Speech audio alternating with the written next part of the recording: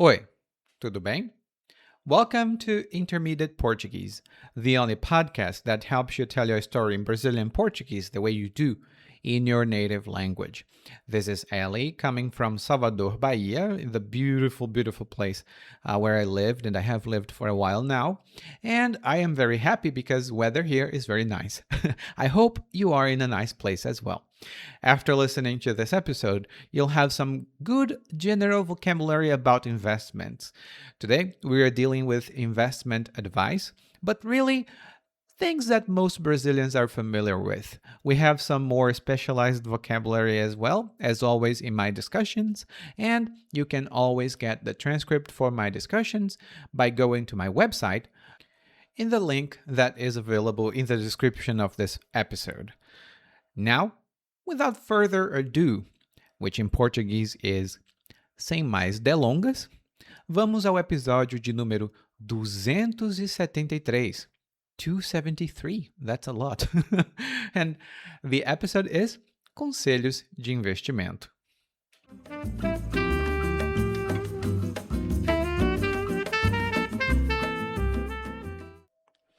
Sou do tipo que paga para não entrar numa briga, mas quando entro, pago para não sair. E a briga que recentemente tive foi com um colega de trabalho que me disse que eu não ia ficar rico nessa encarnação. Mas calma, antes me deixa te explicar o que aconteceu. Sempre tive tino para negócios. Meu primeiro investimento foi numa barraquinha de importados. Era jovem e, na época, meio verde. Por isso, o negócio foi por água abaixo. Eu não tinha feito nenhuma pesquisa de mercado para descobrir se havia mesmo demanda para aquela tralha toda. Essa é que é a verdade. Por isso, quando tive de me ausentar dos negócios, não me surpreendi em nada. Mas o tempo foi passando e eu fui aprendendo. Primeiro frequentei um seminário que mudou a minha maneira de enxergar o assunto. Era uma apresentação de um sujeito que tinha enriquecido às custas de muito trabalho. Sujeito honrado, dos meus. E no seminário, aprendi uns macetes que agora pretendo usar para encher os bolsos de grana. A coisa mais importante é observar as tendências de mercado. Por exemplo, quando a febre do Labubu estava dando os primeiros passos, comprei alguns para vender quando estivesse no auge. Empaquei com algum dos bonecos? Sim, mas vendi alguns. Saí no empate, ou seja, pelo menos não tive prejuízo. Outra lição que aprendi foi a entrar no negócio quando tudo estivesse começando. Passarinho que chega cedo bebe água limpa. Por que hoje investir em propriedade é difícil? Porque já tem gente adoidado. Não tem mais espaço para quem quer entrar. O negócio agora é pegar a propriedade que se tem e adaptar para alugar no Airbnb. É aí onde está todo o dinheiro. Mas claro, sou realista e sei que existem dificuldades. Se eu tivesse observado os sinais de alerta quando investia em importados, teria me poupado uma grana federal. E a taxa de retorno era baixíssima. Fui palerma de investir tanto. Mas são águas passadas. O que vejo no mercado imobiliário promete. E também no ramo de tecnologia. Meu colega diz que eu não tenho foco, que deveria me concentrar numa coisa só. Mas ele é míope. Diversificar é importantíssimo. Apostar todas as fichas num só investimento é pedir para ir à falência. Por isso que eu vou investir em imóveis, em ações na bolsa e montar um negócio para mim. Assim, corro menos risco de sair com as mãos abanando. Agora só falta arranjar o capital para começar.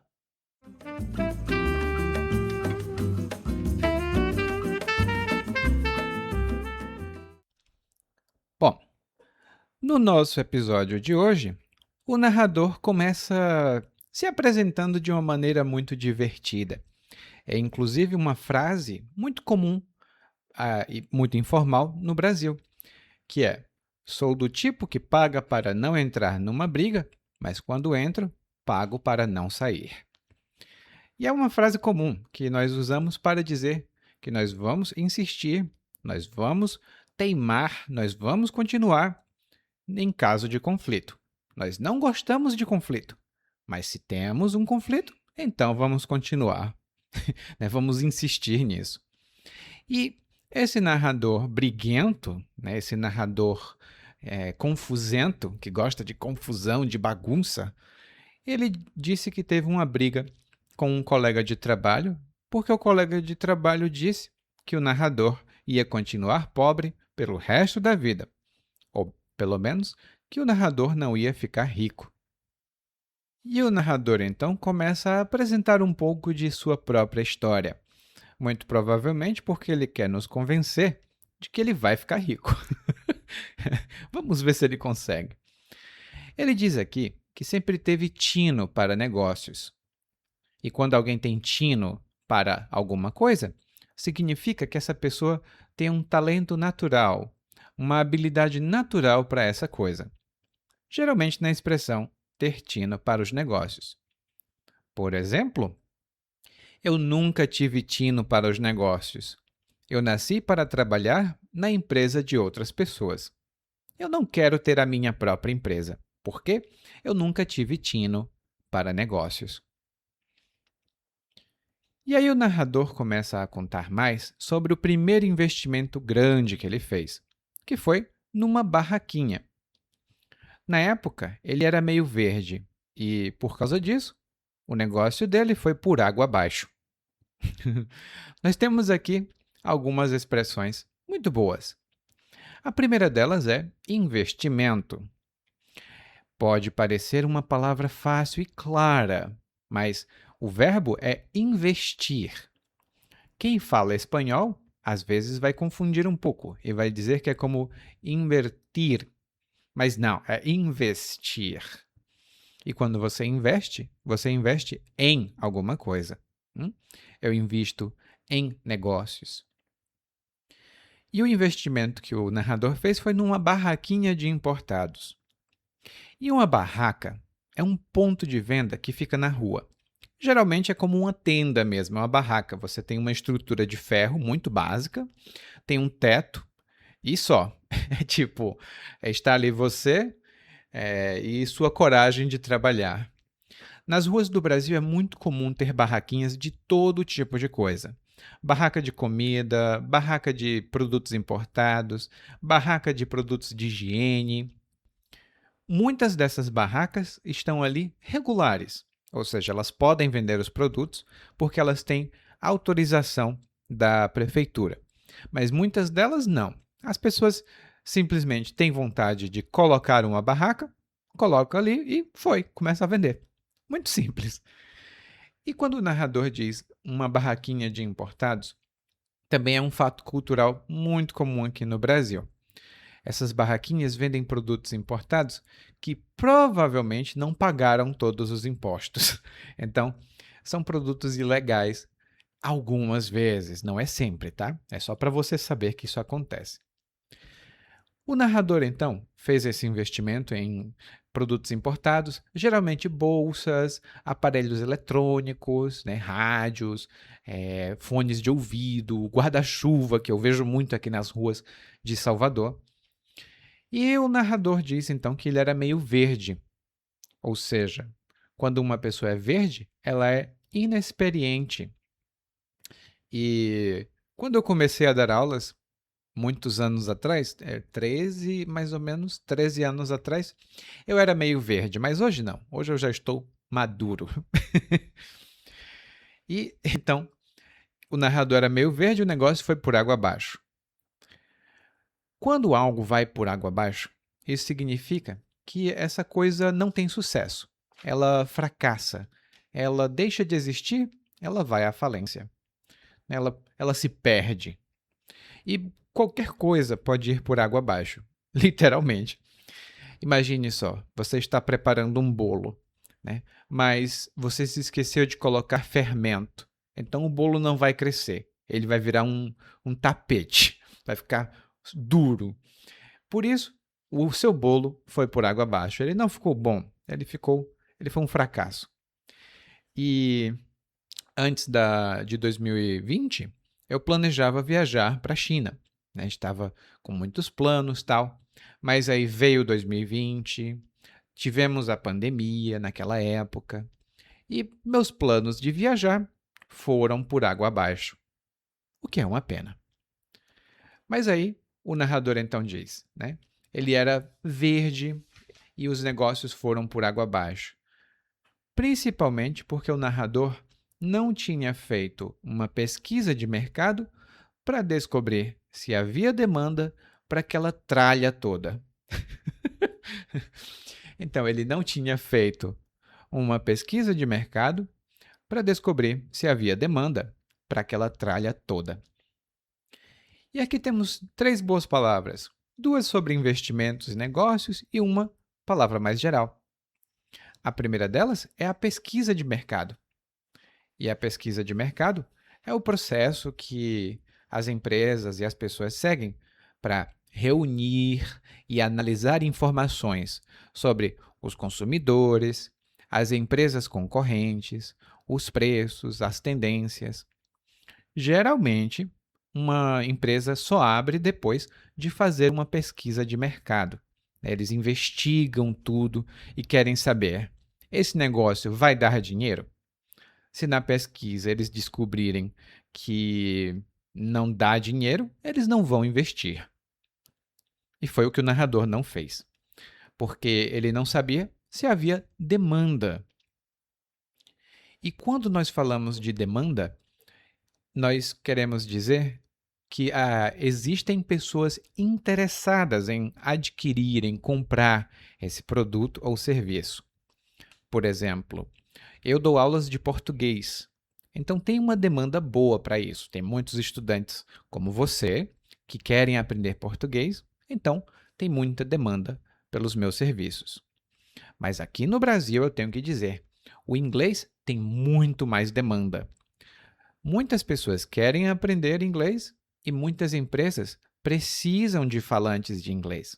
Então, existe demanda por falantes de inglês e existe demanda por professores de inglês também.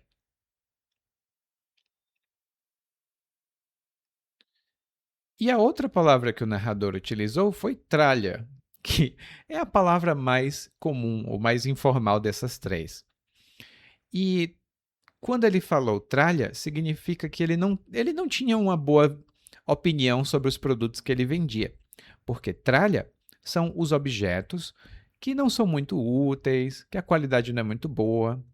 É o lixo, a porcaria, aquele monte de cacareco que a gente tem aqui. Eu tenho que dizer para vocês, e aqui é um outro exemplo, tá? Normalmente eu tento organizar o meu espaço de trabalho. Então eu coloco os livros num lado, coloco os papéis no outro, os equipamentos eletrônicos em uma outra ponta. Mas eu sou um pouquinho desorganizado.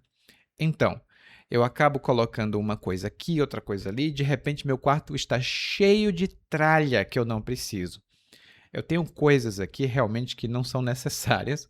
Inclusive, eu tenho um crânio, é um crânio de brinquedo, claro, que é só tralha no meu quarto. Então tem muita porcaria e provavelmente eu vou jogar muita tralha fora no futuro. Eu vou descartar muita tralha. E se você disser, né, que as coisas de alguém são tralha, isso não é muito respeitoso. Parece que é um monte de coisa bagunçada, sem valor, que não serve para nada. Hum? E aí o narrador diz: eu não fiz nada disso, eu não pesquisei, não investiguei, não avaliei, e quando eu precisei me ausentar dos negócios, eu não me surpreendi nada, nada. E quando você se ausenta de alguma coisa, por exemplo, você está em um lugar e você se ausenta, significa que você não está mais presente nesse negócio, ou nesse lugar, melhor dizendo. Então, quando alguém se ausenta de um negócio, significa que ela não está mais participando deste negócio. Ela se afastou, ela se distanciou. Aqui é uma maneira mais simpática de dizer que ele abandonou os negócios. E um outro exemplo que eu posso dar, às vezes eu estou conversando com os alunos na hora da aula, mas então eu escuto alguém chamar aqui perto da minha casa. Ele é aqui! E aí eu digo para os meus alunos, olha, me desculpem, Eu vou me ausentar durante 2 minutinhos, mas eu já retorno. Eu vou me ausentar durante 2 minutinhos, mas eu já retorno. E muitas vezes, aqui temos outro exemplo, as pessoas estão trabalhando, mas por motivos diferentes, elas precisam se ausentar do trabalho. E isso significa que elas precisam se afastar do trabalho temporariamente. Às vezes por motivo de saúde, às vezes porque precisa fazer uma viagem, então elas se ausentam do trabalho. Hum? Mas o narrador não é mais verde. Ele aprendeu muitas coisas. Ele, na verdade, procurou maneiras de aprender, né? Porque ele diz que aprendeu muitas coisas e a primeira coisa que ele fez foi ir a um seminário que o ajudou a enxergar o assunto de negócios de uma maneira diferente. Ele foi a um seminário onde aprendeu a enxergar os negócios de maneira diferente. E aqui temos duas boas palavras. A primeira delas é o seminário. E, originalmente, o seminário é onde os padres da igreja se formam, né? Se uma pessoa quer ser padre, ela vai para o seminário, estuda e tchan, vira padre. Mas hoje em dia, seminário tem outro sentido. O seminário é um encontro organizado para apresentar e ensinar e discutir também um assunto específico. Normalmente tem um especialista, né, que é o palestrante, o apresentador, e tem o público, os participantes. Por exemplo, na semana passada, eu fui a um seminário de vendas. Eu trabalho como vendedor e não estava conseguindo vender muito bem. Mas nesse seminário eu aprendi muitas técnicas interessantes de vendas. E por isso, agora eu estou confiante de que vou ganhar mais dinheiro. Então, no seminário de vendas, eu aprendi a vender. E aqui no Brasil nós temos seminários para tudo. E quando eu digo para tudo, é para tudo. Inclusive para retirar a energia negativa do corpo. Procurem que vocês encontram essas informações. E o narrador disse que o seminário o ajudou a mudar a maneira de enxergar o assunto de negócios. E enxergar é a palavra-chave aqui. Enxergar significa perceber algo com a sua visão. Você vê, olha e enxerga. Olhar e enxergar tem uma diferença básica. Você pode olhar sem ver e você pode olhar e enxergar. Você olha e percebe o que está lá. Por isso que enxergar também significa compreender ou reconhecer uma situação. Deixa eu dar um exemplo para ficar mais fácil. Porque antes eu pensava que estudar era uma bobagem. Para que eu vou perder tantos anos na universidade se eu só quero trabalhar? Mas aí eu investiguei um pouco e passei a enxergar a educação como algo fundamental. Por isso eu voltei para a faculdade e continuei estudando. Então, muitas pessoas não enxergam na educação uma oportunidade de melhorar a própria vida. Elas pensam que estudar é bobagem. Acredite, tem gente que pensa assim. Mas eu não. Eu enxergo na educação a melhor oportunidade de melhorar a própria vida. E isso é sério, tá, gente? Eu enxergo na educação essa possibilidade. Eu poderia também dizer eu vejo na educação. Tem o mesmo sentido, mas é menos preciso. Mas eu nunca poderia dizer eu olho na educação. Não, desse jeito a gente não fala normalmente aqui no Brasil, tá bom? E uma coisa muito importante nos seminários é o palestrante, ou a pessoa que vai apresentar a palestra. Aí eu falei meio paulista ali, eu falei palestrante, quando minha pronúncia normal é palestrante. E aí, se um palestrante não tem experiência, para que diabo é que a gente vai assistir um seminário dele, né? Por isso o narrador diz que o palestrante era um sujeito que tinha enriquecido às custas de muito trabalho. Ele era um sujeito honrado. E um sujeito, ou um tipo, ou um cara, são todas expressões para falar de um homem que a gente não quer mencionar o nome ou de quem a gente não sabe o nome. Eu posso dizer que tem um sujeito ali na frente de casa que eu não sei quem é. Ou eu posso dizer que você é um sujeito estudioso. Geralmente nós usamos sujeito para homens, né? Sempre no masculino. Mas eu já escutei também no feminino, uma sujeita. Não com um sentido muito bom. Geralmente com o sentido de uma pessoa sem importância. Eu tenho mais notas para isso lá na transcrição. Se você tiver acesso, dê uma olhada na descrição desse episódio para saber como você pode acessar a transcrição. E o narrador disse que esse sujeito tinha enriquecido, ou seja, ele tinha ficado rico, às custas de muito trabalho. E a expressão às custas de alguma coisa significa com a ajuda ou por causa dessa coisa. E aí eu vou te dar 2 exemplos. Primeiro, eu gostaria de falar alemão. E às custas de muito estudo, eu finalmente consegui dizer que eu posso falar alemão. Então, eu aprendi alemão às custas de muito estudo. Como você vê, tem algum esforço envolvido na expressão às custas de. E, normalmente, a versão correta, a versão mais comum na escrita é à custa de. Então, eu aprendi português à custa de muito esforço, à custa de muito estudo. Essa é a versão gramaticalmente correta, mais comum na escrita. Mas no dia a dia você vai ver muitos brasileiros falando às custas de, no plural. Esse é um erro tão comum que alguns gramáticos agora aceitam. Então, não se preocupe se você usar um ou outro. Se quiser ter mais precisão no que você diz, à custa de. Mas se quiser falar como os brasileiros realmente falam, às custas de também é possível. E tudo isso, toda essa lenga-lenga, todo esse lero-lero para dizer que o seminário lá, o cara do seminário, era muito trabalhador.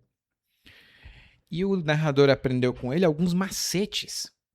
E um macete é um truque, uma maneira de fazer algo mais fácil. E um macete muito comum é o de organização pessoal. Muitas pessoas têm problemas para organizar as próprias coisas, né? Fica tudo muito bagunçado e tal. Mas tem uma senhora japonesa que se chama Marie Kondo, que ficou muito popular aqui no Brasil uns tempos atrás, porque ela ensinava uns macetes de organização muito bons. Era basicamente você decidir o que precisava ir embora e o que podia ficar. Então ela pegava alguma coisa e dizia: isso traz felicidade? Não traz. Então, lixo. Agora, se trouxesse felicidade, ficava em casa. Esse é um macete muito bom e eu até hoje uso para me organizar. O meu problema é que tudo me traz felicidade, então eu fico com tudo. Daí, o macete é um truque para facilitar ou para deixar alguma coisa mais fácil. Me compartilha aqui nos comentários se você tem algum macete para preparar comida, porque tem gente que demora, como eu, e tem gente que faz muito rapidinho. Então, você tem algum macete para fazer uma comida boa e rápido? E aí o narrador começa a falar sobre os outros pontos que ele aprendeu no seminário, né? Os outros macetes. Um outro macete, que não é nem tanto macete assim, é observar as tendências do mercado, né? Para onde é que o mercado está indo. E aí ele deu um exemplo aqui.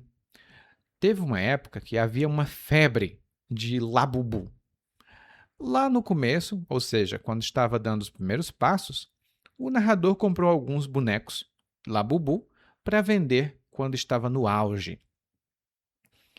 Ele não vendeu todos, porque ele empacou com alguns dos produtos. Mas ele saiu no empate. Ele nem perdeu, nem ganhou dinheiro. E agora vamos olhar essas expressões mais de perto, porque ele diz aqui da febre do Labubu. E Labubu, gente, eu peguei porque realmente no Brasil foi uma febre.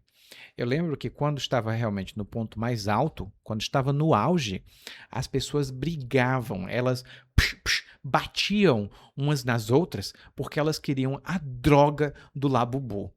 Era tipo, você via pessoas puxando os cabelos das outras, arranhando a cara, dando socos, dando chutes.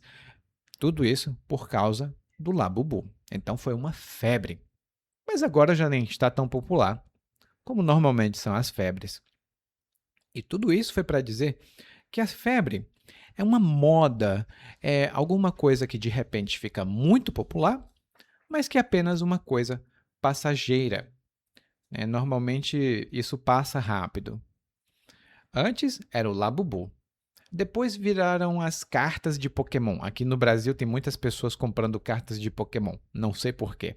É uma febre. Mas também temos outros tipos de febre. Pode ser uma moda, né? Um tipo de roupa que as pessoas usam. Pode ser um estilo de cabelo. E pode ser também o vocabulário que usam. Agora está uma febre usar vocabulário de internet aqui no Brasil. Farmar aura, 67. Eu não entendo nada disso, eu sou velho. Mas é uma febre entre os jovens.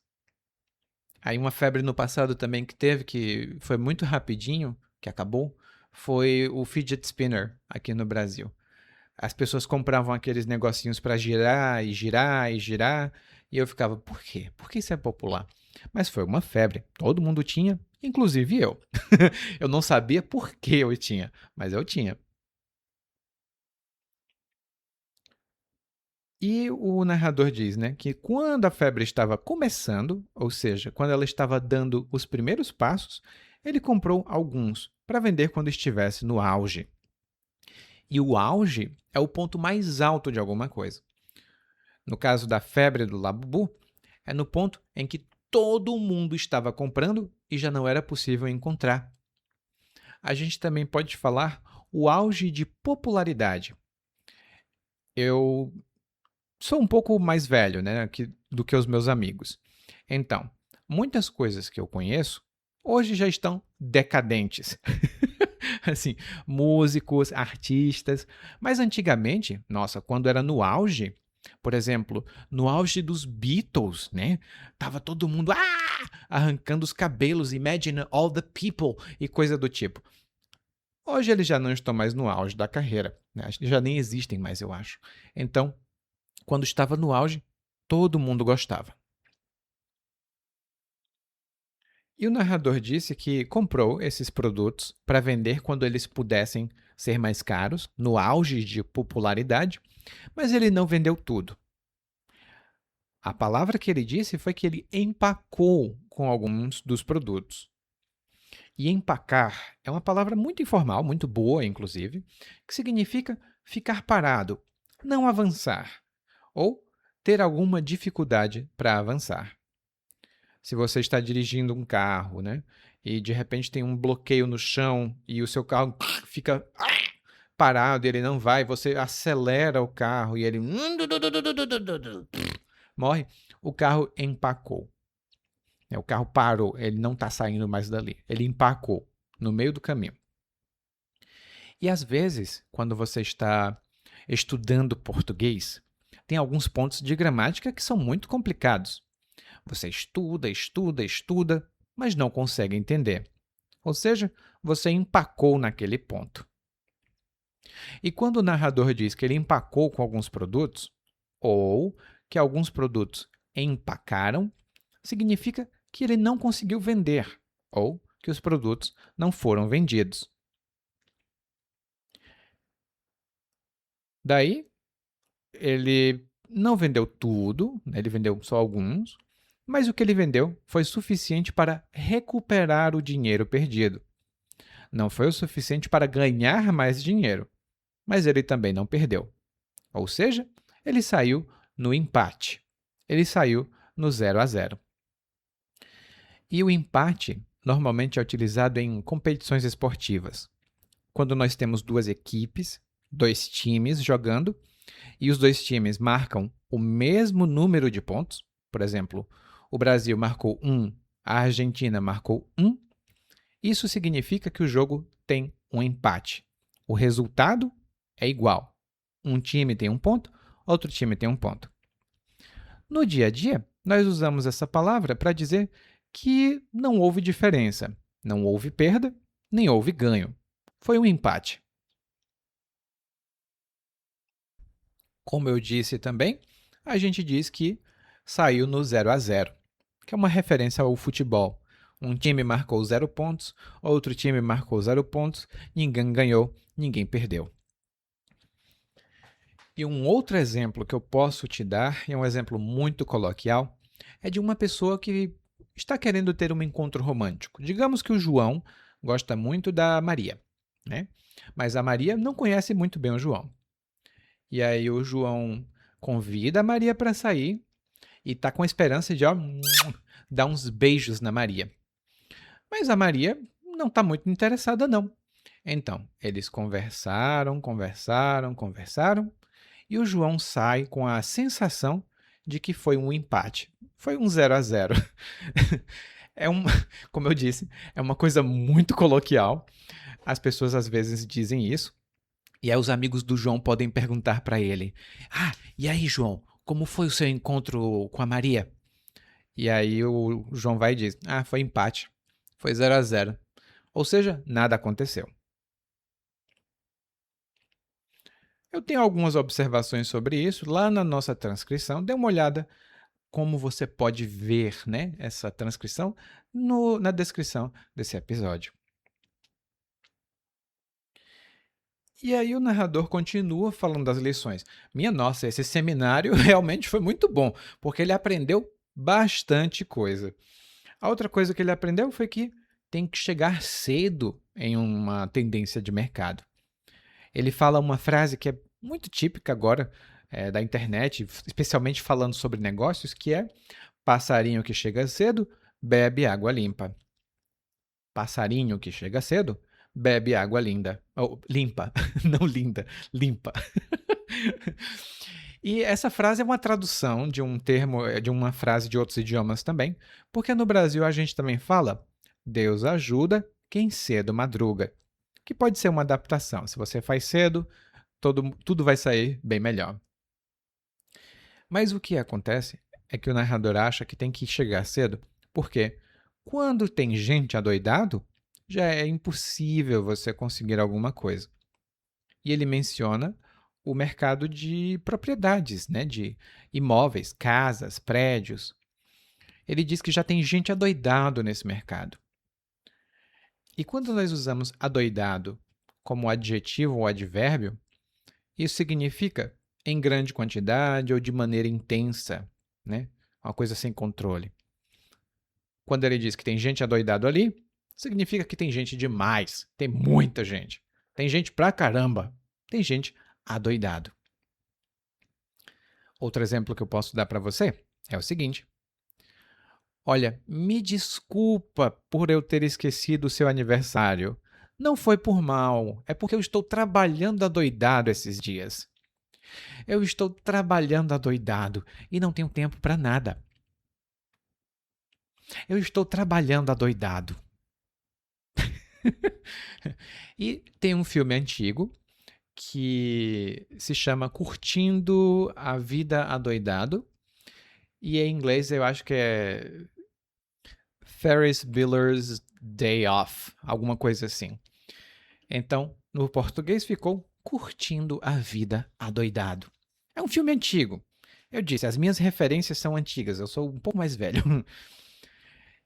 E, por causa disso, o narrador diz que o negócio não é investir só em propriedade, mas também adaptar para os novos mercados, como o Airbnb, que é muito popular aqui no Brasil. Apesar de tudo, o narrador diz que é realista. Ele percebe as coisas como elas são. E ele diz, né, que se quando ele era mais jovem, ele tivesse observado os sinais de alerta, né, para investir em produtos importados, ele teria poupado uma grana federal. E ainda a taxa de retorno era muito baixa. Por isso, o narrador se considera palerma por ter feito esse investimento. Então, aqui temos algumas expressões boas. A primeira delas é o sinal de alerta. É uma expressão clara, né? É o sinal de alerta. E eu trago essa expressão só para dizer que sinal é um ponto, é um aviso. Já a palavra que é parecida em inglês, na verdade não é sinal. Sign significa também placa. Então, a placa de identificação, uma placa de informação é uma coisa.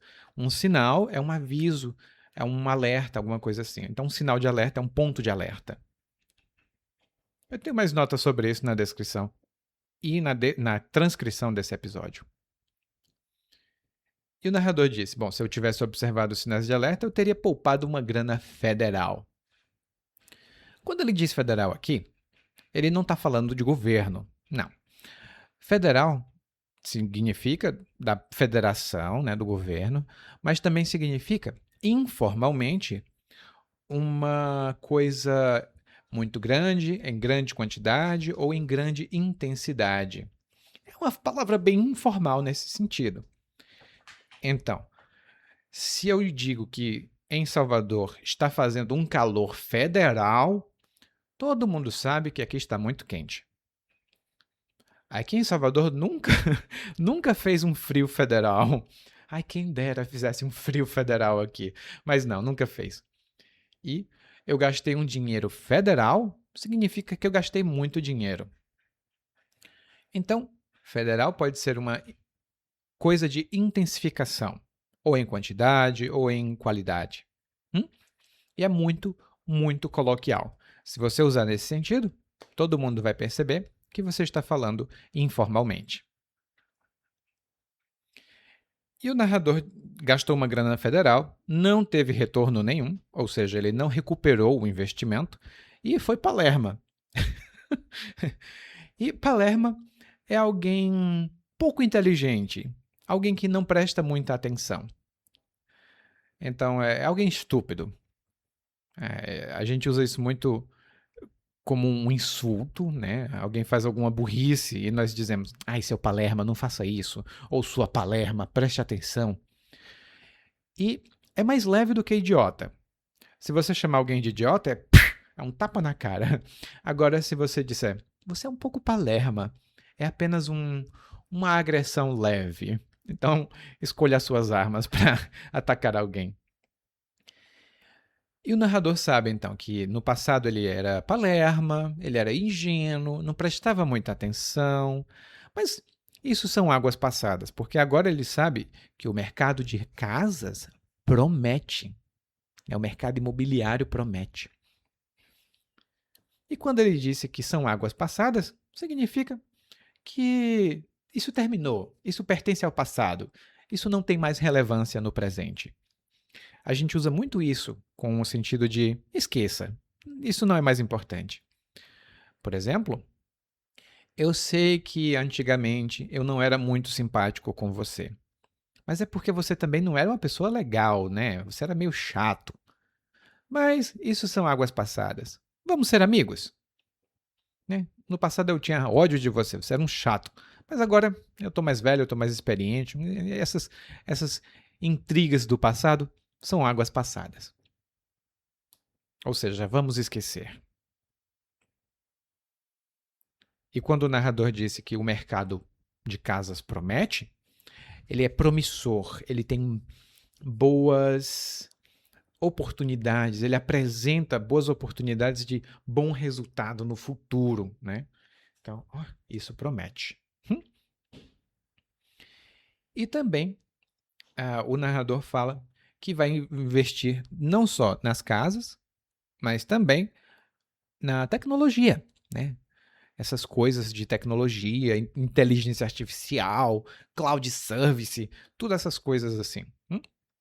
Mas aí o colega dele, que é de quem ele falou no começo desse episódio, disse que o narrador não se concentrava, não tinha foco. E o narrador diz: eu não tenho foco? Não, não. É o meu colega que é míope. Porque diversificar é muito importante. Apostar todas as fichas num só investimento é pedir para ir à falência. E aqui temos algumas boas palavras. A primeira delas é míope. E míope literalmente é uma pessoa que tem dificuldade para enxergar objetos distantes, né? Se ela tenta enxergar alguma coisa longe, ela não consegue. Ela faz força com os olhos, mas ela é míope, então não consegue ver. Eu, por exemplo, uso óculos, mas eu não sou míope, não. Eu tenho problema para ver de perto, não de longe. Mas a gente também pode chamar de míope uma pessoa que não enxerga as oportunidades. Ela é muito limitada, ela não percebe o que vai acontecer no futuro. Muitos anos atrás, eu comecei a estudar mandarim. E aqui é um exemplo, tá? É um exemplo real. E aí, naquela época, diziam assim: ah, você está estudando isso para quê? Esse idioma não serve para nada. Mas hoje, muitas pessoas querem estudar mandarim porque muitos países ou muitos negócios fazem negócios com empresas chinesas. Então, na época, as outras pessoas eram míopes e eu era visionário. Não, é mentira, eu não era visionário, não. Eu comecei a estudar porque eu não tinha nada o que fazer e tinha muitos amigos que falavam mandarim. Mas eu gosto de dizer que todo mundo era míope e eu era visionário. E diversificar significa distribuir os seus recursos, as suas atividades, e usar diversas opções para isso.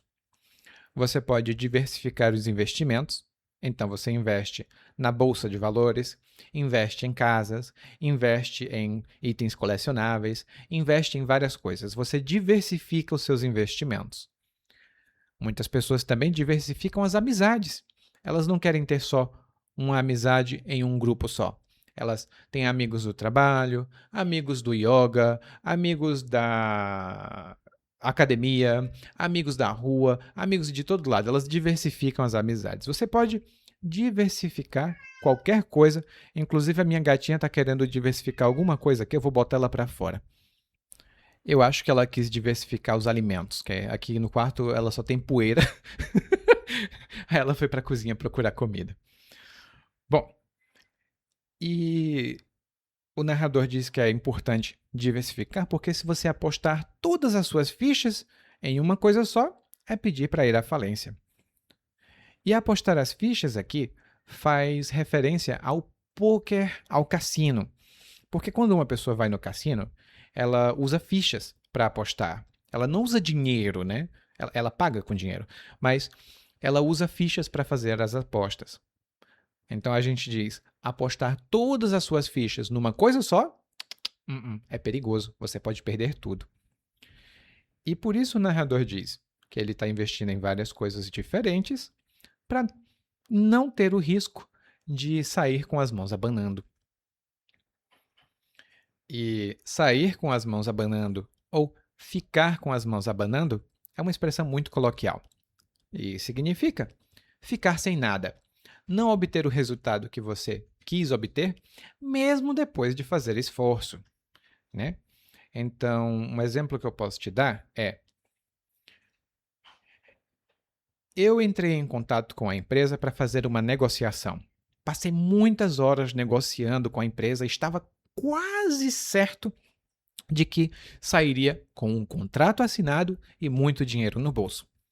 Mas no último momento, a empresa e os donos da empresa mudaram de ideia. E eu não consegui o contrato e não consegui dinheiro. Eu saí da reunião com as mãos abanando. Não ganhei nada. E abanar é você fazer um movimento para um lado e para o outro, para um lado e para o outro.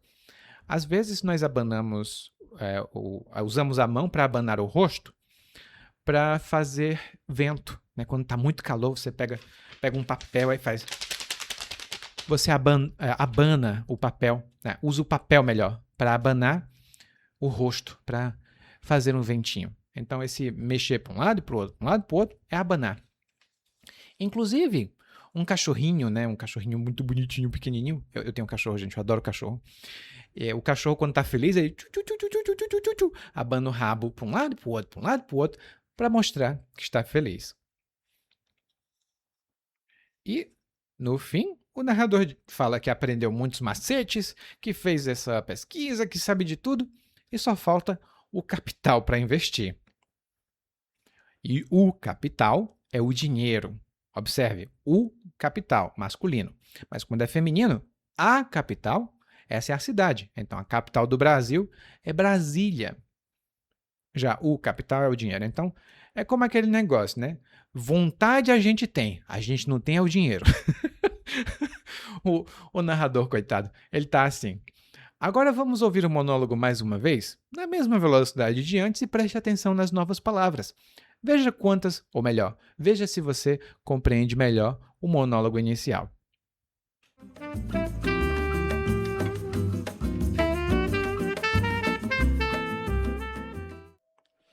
Sou do tipo que paga para não entrar numa briga, mas quando entro, pago para não sair. E a briga que recentemente tive foi com um colega de trabalho que me disse que eu não ia ficar rico nessa encarnação. Mas calma, antes me deixa te explicar o que aconteceu. Sempre tive tino para negócios. Meu primeiro investimento foi numa barraquinha de importados. Era jovem e, na época, meio verde. Por isso, o negócio foi por água abaixo. Eu não tinha feito nenhuma pesquisa de mercado para descobrir se havia mesmo demanda para aquela tralha toda. Essa é que é a verdade. Por isso, quando tive de me ausentar dos negócios, não me surpreendi em nada. Mas o tempo foi passando e eu fui aprendendo. Primeiro frequentei um seminário que mudou a minha maneira de enxergar o assunto. Era uma apresentação de um sujeito que tinha enriquecido às custas de muito trabalho.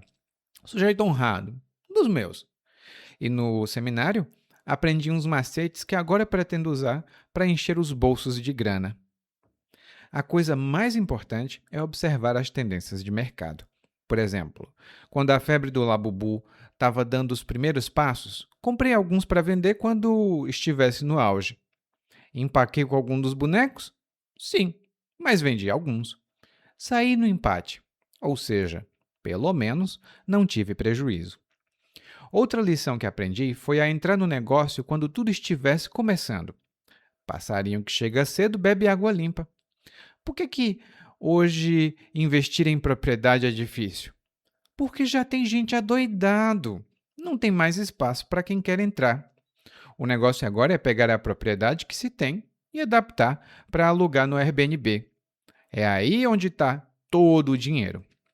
Mas claro, sou realista e sei que existem dificuldades. Se eu tivesse observado os sinais de alerta quando investia em importados, teria me poupado uma grana federal. E a taxa de retorno era baixíssima. Fui palerma de investir tanto. Mas são águas passadas. O que vejo no mercado imobiliário promete. E também no ramo de tecnologia. Meu colega diz que eu não tenho foco, que deveria me concentrar numa coisa só. Mas ele é míope. Diversificar é importantíssimo. Apostar todas as fichas num só investimento é pedir para ir à falência. Por isso que eu vou investir em imóveis, em ações na bolsa e montar um negócio para mim. Assim, corro menos risco de sair com as mãos abanando. Agora só falta arranjar o capital para começar.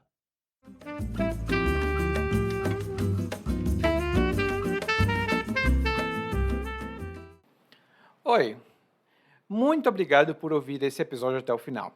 Eu sou o Eli e eu agradeço muito o seu apoio. Se você tiver tempo e puder, por favor, deixe uma avaliação sobre esse podcast na plataforma que você escuta o podcast. Claro, nem todas as plataformas podem fazer isso. Se a sua não puder, não tem problema.